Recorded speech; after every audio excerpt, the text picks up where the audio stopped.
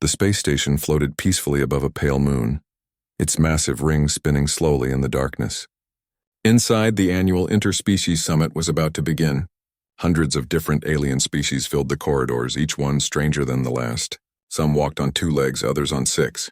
Some floated through the air like living clouds, while others clicked and chirped as they scuttled along the walls.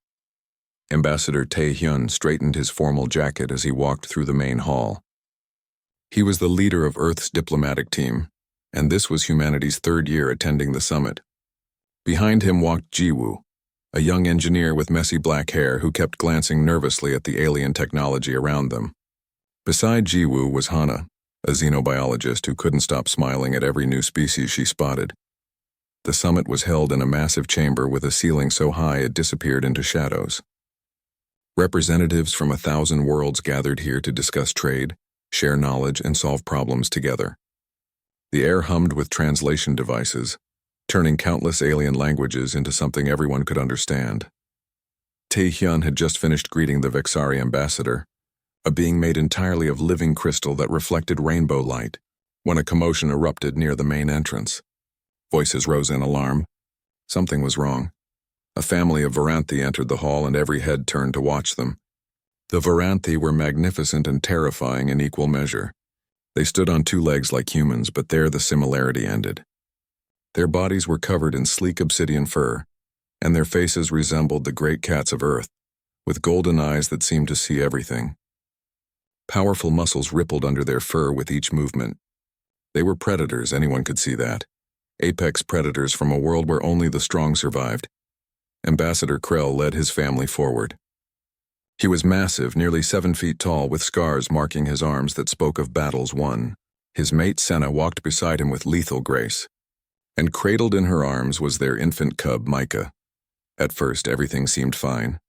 The Varanthi took their designated seats and other ambassadors greeted them politely, though most kept a respectful distance. Then Micah began to cry. It started as a small whimper, the kind any baby might make. But within seconds, it escalated into something far worse. The cub's cries were not just loud. They carried frequencies that most species couldn't even hear but could definitely feel. The sound waves hit like physical pressure, making heads ache and stomachs turn. Micah squirmed in his mother's arms, his tiny claws extending and retracting with each wail. His golden eyes were wide with fear, darting around the enormous chamber. Everything here was wrong for him. The lights were too bright, the ceiling too high, the smells too strange. There were too many beings, too much noise, too much everything. Senna tried to calm her cub, rocking him gently and making soft clicking sounds with her tongue. Krell joined her, running his large paw carefully over Micah's head. They tried everything their species knew. They adjusted their body temperature to provide comforting warmth. They released calming pheromones that should have soothed any Varanthi infant. Krell even began a traditional ancestral song, a deep rumbling melody that had calmed Varanthi cubs for 10,000 generations. Nothing worked. Micah's cries only grew louder. Other species rushed to help. The Vexari ambassador created beautiful patterns of colored light, spinning them in circles around the cub. Light soothed Vexari young, so perhaps it would work for Varanthi too. It didn't. Micah only cried harder, frightened by the strange colors. The Lumith, beings made of glowing gas who floated like jellyfish through the air, tried to wrap the cub in gentle energy fields. Their young loved the sensation. Micah thrashed against it, terrified by the invisible touch. A delegation of Chittick, insect-like creatures with iridescent shells, offered a secretion from their bodies that acted as a natural sedative. Krell politely declined. Sedating the cub would be seen as weakness in Varanthi culture, an admission that they couldn't care for their own child. Minutes turned into an hour. The summit couldn't begin because no one could concentrate over the sound of Micah's distressed cries. The subsonic frequencies made everyone uncomfortable, and some species found them actually painful. Ambassadors began to complain. A few threatened to leave the station entirely. Jiwoo watched from the edge of the hall, his engineering duties forgotten. He saw the desperation growing on Krell and Senna's faces. In Varanthi culture, Hana had once told him, being unable to calm your own offspring was considered a terrible failure. The proud warrior species was being humiliated in front of the entire galactic community. Krell's shoulders sagged as another attempt failed. Senna's eyes glistened with tears. Their cub was suffering, frightened beyond reason, and nothing they did helped. Around them, aliens whispered and stared. Some looked sympathetic. Others looked annoyed. A few looked disgusted. The head of the summit, an elderly being from a species that resembled a walking tree, announced that if the situation couldn't be resolved within the next 30 minutes, the Varanthi would have to leave. The summit would proceed without them. The words landed like a hammer blow. Being expelled from the summit would damage Varanth's standing in the galactic community for years. Tae-hyun approached Krell carefully, keeping his movements slow and non-threatening. He offered humanity's assistance, though he had no idea what they could actually do. Krell looked at the human ambassador with exhausted eyes and nodded. At this point, he would accept help from anyone. More attempts were made. A species that communicated through electromagnetic pulses tried to send calming signals. Another race offered music from their homeworld. Someone suggested lowering the lights, and the entire chamber dimmed. Nothing made any difference. Micah's cries echoed through the vast space, a sound of pure distress that made hearts ache across 1,000 different physiologies. The cub was exhausted now, his voice growing hoarse, but fear kept him crying. He didn't understand where he was or why everything felt so wrong. All he knew was that he wanted to be somewhere safe, somewhere small and dark and quiet. Jiwoo stood in the shadows watching the scene unfold. His mind raced. He thought about the cub's behavior, the way Micah's eyes darted around the huge chamber, the way the infant tried to bury himself in his mother's fur. The cub wasn't sick.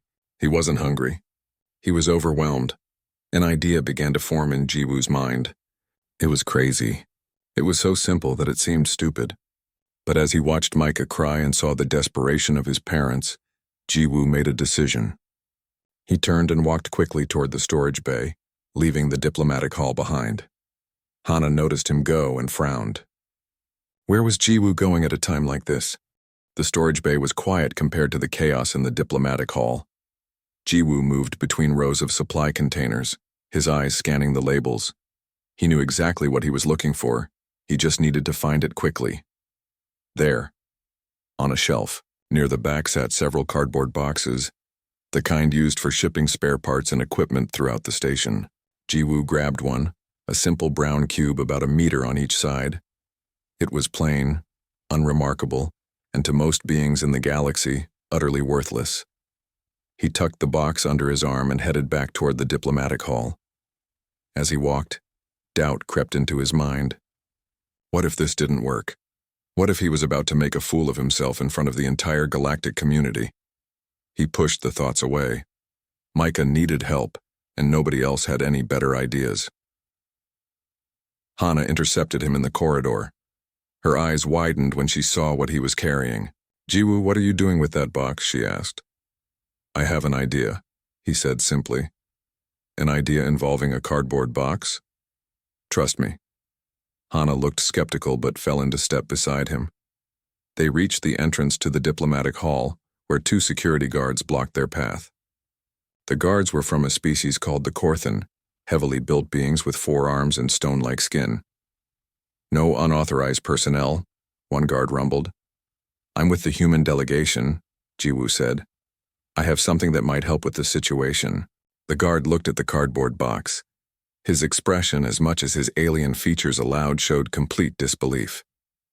"You want to bring a container into the hall? During a crisis?" Before Jiwoo could argue, Hana stepped forward. "Please contact Ambassador Tae-hyun. Tell him Jiwoo has a potential solution."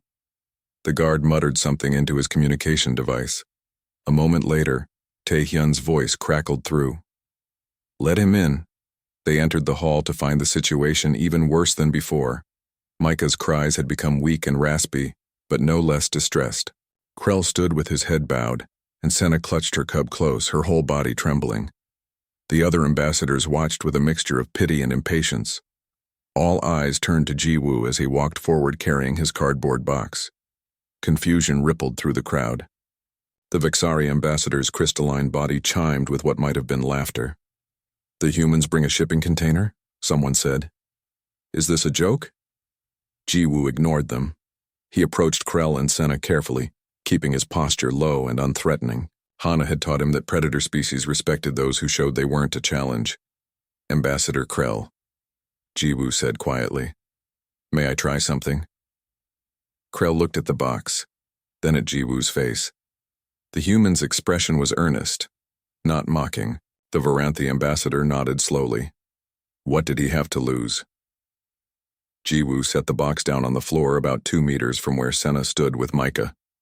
He pulled a small knife from his pocket, and several aliens tensed, but he only used it to cut a hole in the side of the box.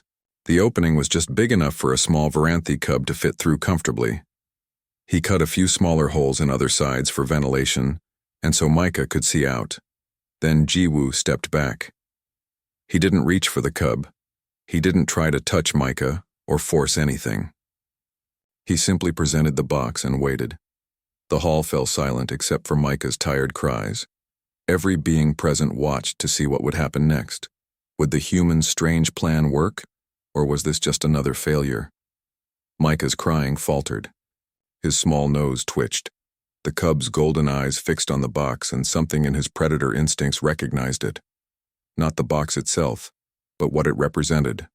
A den, a cave, a hiding place. On Varanth, young cubs instinctively sought out hollow trees and small caves when frightened. These spaces were safe, defendable, and made them feel secure. The massive diplomatic hall with its high ceiling and endless open space was the opposite of everything Micah's instincts told him was safe.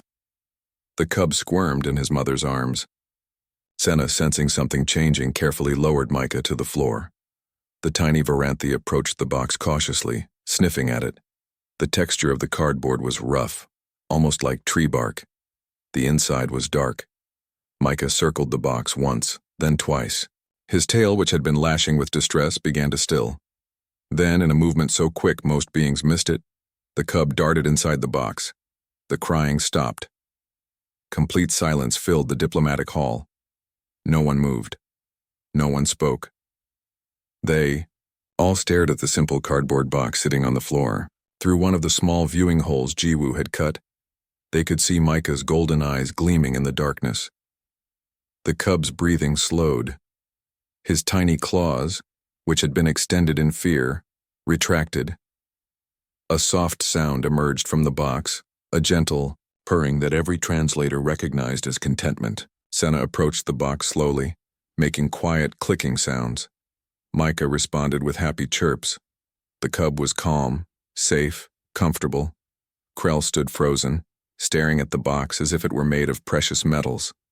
His cub, who had been inconsolable for over an hour, was now peacefully hiding in a simple cardboard container that probably cost less than a single credit. The Vexari ambassador was the first to break the silence. How did you know that would work? Jiwoo shrugged, suddenly feeling embarrassed with everyone staring at him. On Earth, we have small predators called cats. They love boxes. It makes them feel safe because the space is small and they can watch for danger from inside. I thought maybe Varanthi cubs might have similar instincts. Hana stepped forward, her scientist mind already working. It makes sense. Varanthi evolved as ambush predators in dense jungle environments. Their young would naturally seek out enclosed spaces where they're protected on all sides. This hall is too open, too exposed. It triggers panic responses. The elderly tree being who led the summit leaned forward on his roots, his ancient eyes studying the box thoughtfully. A solution not of technology, but of understanding. Krell walked to Jiwoo. The massive Varanthi looked down at the small human, and for a moment Jiwoo wondered if he'd somehow offended the alien. Then Krell placed his paw on Jiwoo's shoulder, a gesture of deep respect in Varanthi culture. You have given me back my cub's peace, Krell said, his voice thick with emotion, and you have saved my family from dishonor. I am in your debt, human. Senna joined them, and she too reached out to touch Jiwoo's arm gently, careful with her claws. Thank you, she whispered. Around the hall, aliens began to murmur to each other. The humans had done in minutes what advanced technology and biological expertise could not do in an hour. They had solved the problem with materials so simple, so basic, that most species would have dismissed them entirely. Taehyun watched from across the hall, a small smile on his face. He caught Jiwoo's eye and nodded approval. The young engineer had just done more for human-alien relations than 100 diplomatic speeches could have accomplished. The summit could finally begin. News traveled fast on a space station full of beings with instant communication technology. Within an hour, everyone on the station knew about the human who calmed a Varanthi cub with a cardboard box. Within 2 hours, the story had spread to nearby ships and outposts. By the end of the day, it was bouncing across communication networks throughout the sector. The summit proceeded smoothly after that. Micah stayed in his box, perfectly content, occasionally peeking out at the proceedings with curious eyes. Whenever he seemed restless, Senna would make gentle clicking sounds and the cub would settle back down. The solution was so simple, so effective, that many aliens seemed almost offended they hadn't thought of it themselves. Jiwoo tried to return to his engineering duties, but he kept getting interrupted. Aliens stopped him in corridors to ask questions. How did he know about Varanthi psychology? Had humans studied them extensively? What other insights did humanity possess about predator species? The attention made him uncomfortable. He was just an engineer, not a xenobiologist or diplomat. He'd simply remembered how his sister's cat back on Earth loved to squeeze into boxes, even ones that seemed way too small. It wasn't genius, just observation, but to the galactic community it was something more. It represented a way of thinking they hadn't encountered before. Hana found herself giving an impromptu lecture in one of the station's conference rooms. She hadn't planned to, but a group of xenobiologists from various species had cornered her with questions, and the crowd had grown from there. Now she stood in front of 30 different aliens trying to explain human-animal relationships. On Earth, she began, humans lived alongside predators for millions of years. We were prey sometimes, yes, but we also learned from predators. We watched them, studied their behaviors, and eventually we formed partnerships with some of them. She showed images on a holographic display, wolves becoming dogs, wildcats becoming house cats, humans riding horses, flying with falcons, swimming with dolphins.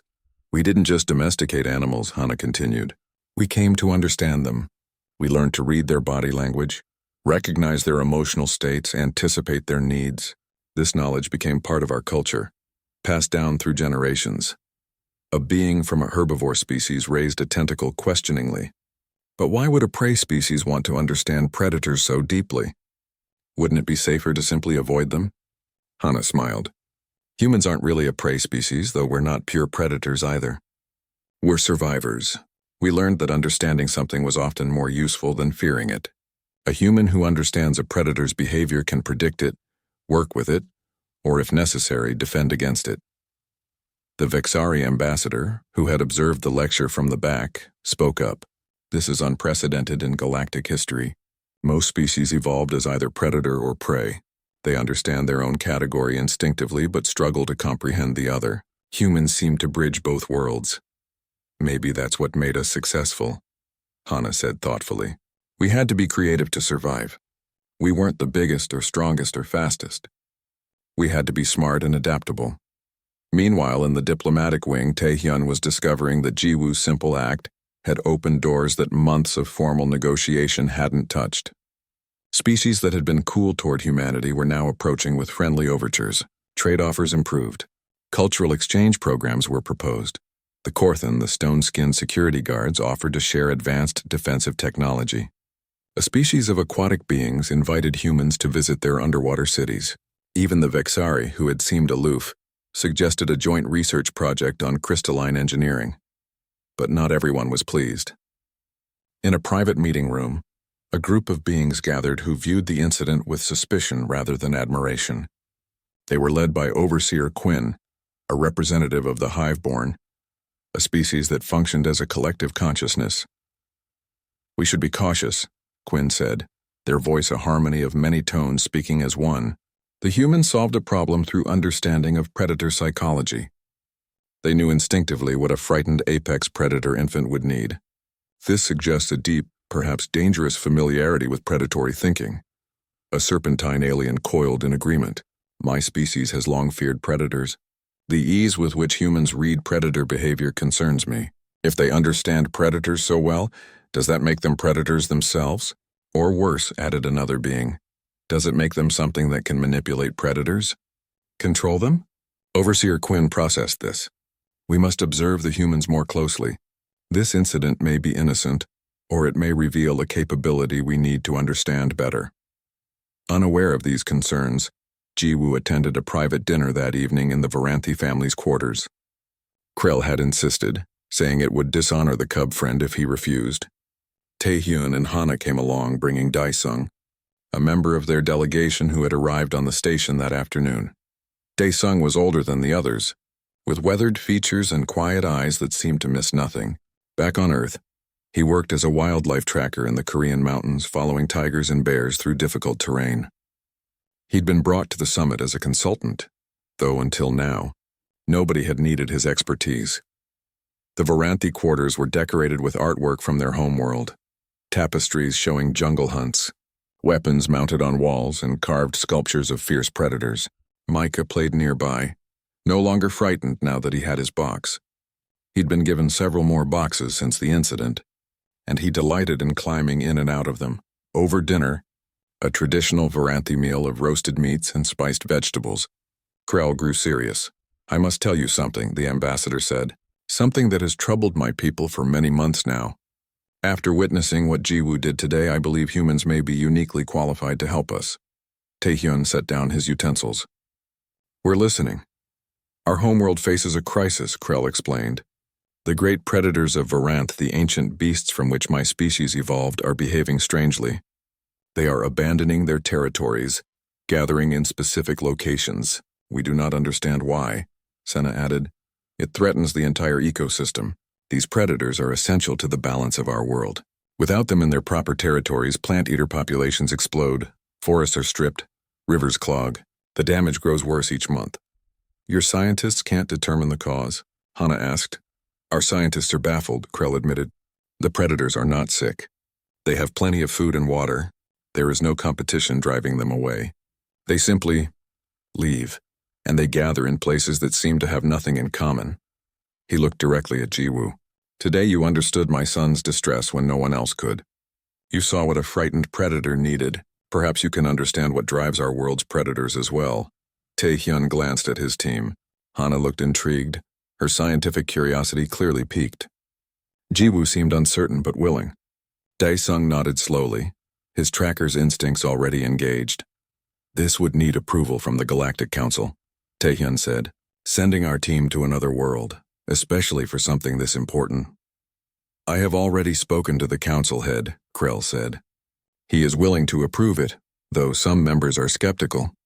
They question whether humanity's newest spacefaring species should be trusted with such a critical mission." "Let them doubt." Daesung spoke for the first time, his voice calm and confident. "If predators are moving, there's a reason. Predators don't do anything without reason. We just need to learn their language." Krell's eyes gleamed with hope. "Then you will come to Varanth?" Taehyun made the decision. "We will come."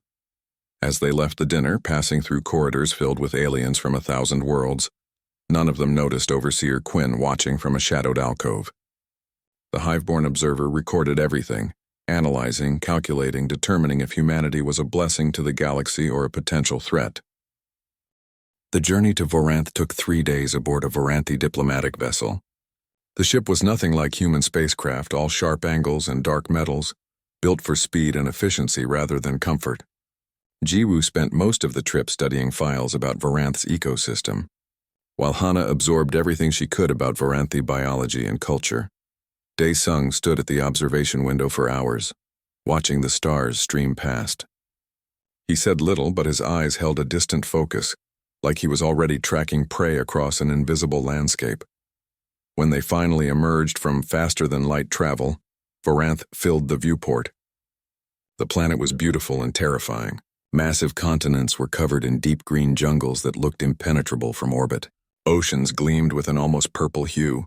Storm systems larger than Earth's entire Pacific swirled across the surface.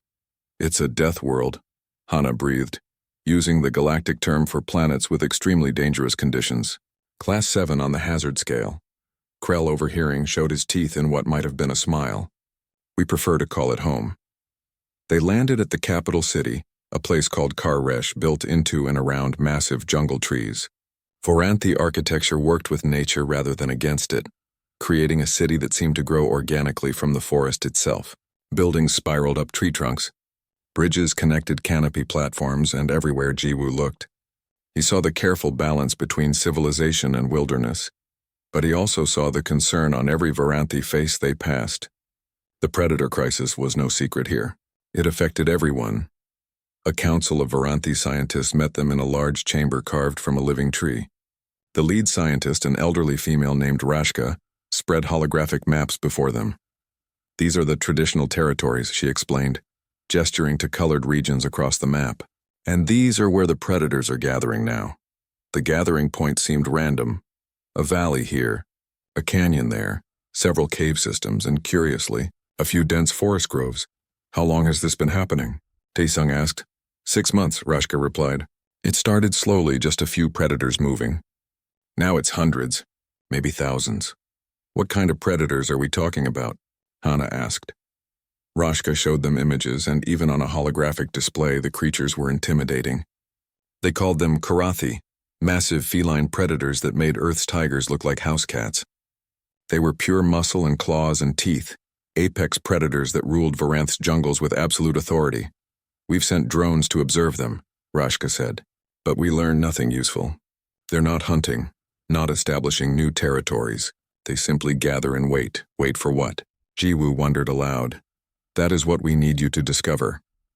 The real work began the next day. A team of Varanthi guides led the humans into the jungle, toward one of the gathering sites. Accompanying them was Overseer Quinn, who had requested permission to observe. The Hiveborn's presence made everyone slightly uncomfortable, but protocols required allowing council observers on official missions. The jungle was unlike anything the humans had experienced. The heat was crushing, the humidity making every breath feel like drinking air. Sounds filled the canopy. Calls, shrieks, rustlings that could be anything from harmless tree dwellers to something deadly. The trees were massive, their trunks wider than some earth buildings, reaching up into a canopy so thick it blocked most sunlight. Daesung moved through this terrain like he'd been born to it. His steps were quiet despite the rough ground. His eyes constantly scanned the environment, reading signs the others missed. "Something passed through here recently," he said, kneeling beside a tree. "Large, very large." The Varanthi guide, a young male named Torvak, examined the marks. "Korathi, an adult male, I'd guess." They pressed on, deeper into the jungle. Hours passed. The humans drank water constantly to fight dehydration. The Varanthi seemed barely affected by the heat, moving with easy grace through their native environment. Finally, they reached the first gathering site, a canyon with steep walls and a narrow floor. And it was full of Karathi. The humans froze, every prey instinct screaming danger. There were dozens of the massive predators lounging on rocks, prowling the canyon floor, watching from ledges above. Each one could kill a human in seconds. Together, they represented enough concentrated deadly force to make even the Varanthi guides nervous. "Why haven't they attacked each other?" Hana whispered. "This many apex predators in one space should mean constant fighting for dominance." Torvak shook his head. "That's what makes no sense. They're peaceful, almost docile." Daesung had moved ahead, studying the predators through binoculars. His expression was thoughtful. "They look uncomfortable," he said. "Uncomfortable?" Rashka, who had joined them, sounded skeptical. "How can you tell?" "Watch their ears, how they keep flicking them, and their tails' constant motion. They're agitated but trying to stay calm. This isn't where they want to be. This is where they need to be." Jiwoo pulled out his scanner, running atmospheric analysis. Everything seems normal. Air composition is standard for Varanth. Temperature's a bit high, but nothing unusual. No toxic gases. "Check for vibrations," Daesung said suddenly. "Vibrations? Sound waves. Especially low frequencies. Predators are often sensitive to things we can't hear or feel." Jiwoo adjusted his scanner, expanding its range to include subsonic and ultrasonic frequencies. For a moment, nothing showed abnormal. Then Hana pointed to a section of the readout. "There, a pattern in the low frequency range. It's faint, but it's there." They spent the rest of the day measuring and recording. At each gathering site they visited over the next week, they found the same thing. The locations were all quieter than the surrounding jungle in terms of low-frequency vibrations. But what's causing the vibrations in the first place? Jiwoo wondered. The answer came from an unexpected source. Hana was reviewing geological surveys one evening when she noticed something odd. Seismic activity had increased across Varanth over the past year, but it wasn't natural. The patterns matched industrial development. The Varanthi have been expanding their cities, she said, spreading maps across the table. New power plants, manufacturing centers, transit systems, all of them using technology that produces low-frequency vibrations. Rashka looked at the maps, her expression changing from confusion to horror. Are you saying our own progress is driving the predators away? Not just away, Daesung corrected. To specific places. The predators aren't fleeing randomly. They're seeking refuge in the few places where the vibrations are blocked or reduced by natural geography. It made perfect sense. The Karathi, like many Earth predators, used low-frequency hearing for hunting and territory awareness. Constant industrial vibration would be like living with a painful noise no one else could hear. The predators were gathering in acoustic safe zones, the only places they could find peace. The solution is simple, Jiwoo said. Acoustic dampening around industrial sites. And we need to create protected corridors, paths the predators can use that are shielded from the vibrations. Simple, Rashka repeated, but her voice held wonder and shame in equal measure. We never considered this. We measured everything biological, ecological, but we never thought about industrial pollution affecting predator behavior. Overseer Quinn, who had observed silently throughout the investigation, finally spoke. The humans saw what you missed because they thought differently. They considered environmental factors from a prey species perspective, while understanding predator needs. This is a valuable capability. The tone wasn't hostile, but it made the humans uneasy. They were being analyzed as much as the predator problem. The ceremony took place in Karresh Central Plaza, under a canopy of ancient trees that had stood for thousands of years. Every major clan leader attended, along with scientists, warriors, and common citizens who wanted to witness this historic moment. Krell stood at the center, wearing traditional ceremonial armor etched with the history of his lineage. Beside him were Taehyun, Jiwoo, Hana, and Daesung. The humans wore formal diplomatic attire, though they looked small and fragile next to the powerful Varanthi. Before our people and the spirits of the hunt, Krell announced, his voice carrying across the plaza. We honor those who heard what we could not, those who saw what we missed, those who understood when we were blind. Rashka came forward carrying 4 pendants, each carved from a single piece of amber, with a Karathi claw embedded within. She placed one around each human's neck. We name you listeners, she said. This title is given to those who understand the language of the wild, who can hear the whispers of nature that others miss. It is among the highest honors our people can bestow. The crowd made a sound, a collective rumbling purr of approval and respect. For a species of predators, this was equivalent to a standing ovation. After the ceremony, implementation of the solution began immediately. Varanthi engineers, working with Jiwoo, installed acoustic dampening technology around every industrial site. They created protected corridors using natural canyon walls and planted specific trees that absorbed low-frequency vibrations. Within weeks, the first Karathi began returning to their original territories. The change was remarkable. As the predators spread back across the continents, the ecosystem began to stabilize. Plant-eater populations that had exploded started to decline to healthy levels. Forests began recovering. The balance that had been disrupted was slowly returning. But the impact reached beyond Varanth. News of the solution spread through the galactic community, and with it came a new understanding of humanity's place among the stars. In the Galactic Council chambers, ambassadors debated what the humans had accomplished. They solved a problem that stumped one of our most capable species, an aquatic ambassador noted. And they did so not through advanced technology, but through observation and understanding. It's not just intelligence, added the Vexari representative. Many species are intelligent. The humans demonstrated something different. Adaptability of thought. They approached the problem from multiple angles, combining predator psychology, environmental science, and technological solutions. Overseer Quinn provided their analysis to the Hive-born collective. Humanity is neither prey nor predator, but a synthesis of both. They evolved in an environment that forced them to understand all types of creatures to survive. This makes them unpredictable but valuable. Recommendation: cautious cooperation. The assessment was shared throughout the collective, and gradually the Hive-born suspicion transformed into careful respect. On the space station where it had all begun, Micah the Varanthi cub celebrated his first birthday. He'd grown considerably, though he was still small by Varanthi standards. Senna brought him to visit Jiwoo, and the young predator immediately recognized his friend. Micah had brought a gift, a small box carefully selected from his collection. It was battered and torn from months of play, but to the cub it was precious. He pushed it toward Jiwoo with his nose, the same way a human child might give their favorite toy to someone special. Jiwoo knelt down and accepted the box solemnly. "Thank you, Micah. I'll treasure this." The cub purred, rubbing his head against Jiwoo's leg before bounding back to his mother. As Senna led him away, she looked back at the human engineer and smiled, showing her sharp teeth in an expression of genuine warmth. Later that evening, the human delegation gathered in their quarters for a final meeting before returning to Earth.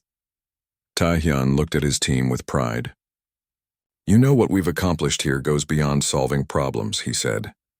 "We've shown the galaxy that humanity brings something unique to the community. Not military might or technological superiority, but understanding.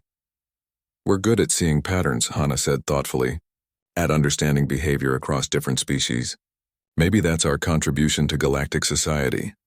Dae-sung, who had been quiet, spoke up.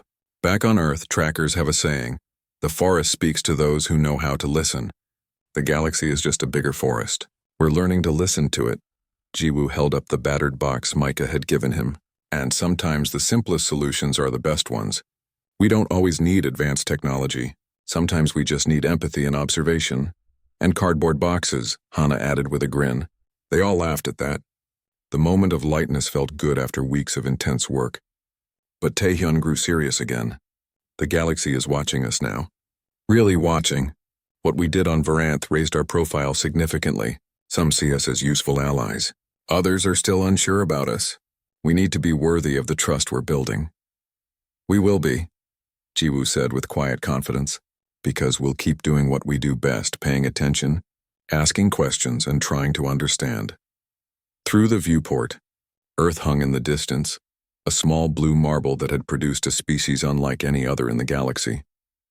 Not the strongest or fastest or longest lived, but perhaps the most adaptable, the most observant, the ones who learn to survive by understanding everything around them, from the smallest insects to the largest predators.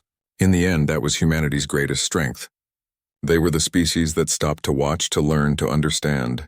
They were the ones who knew that sometimes a frightened creature just needed a safe place to hide, and that solving problems often meant looking at them from a completely different angle. The galaxy had taken notice. Humanity was no longer just the newcomers, the latest species to reach the stars. They were the listeners, the ones who understood the bridge between predator and prey, and in a universe full of species who had forgotten how to see beyond their own experiences. That made humans very special indeed. As their ship prepared to depart, carrying them home to Earth, Jiwoo looked out at the stars and smiled. Somewhere out there, Karathi ran free through Varanthi jungles, and a small cub slept peacefully in his favorite box. Sometimes the simplest solutions really were the best ones, and sometimes all the galaxy needed was someone who knew how to listen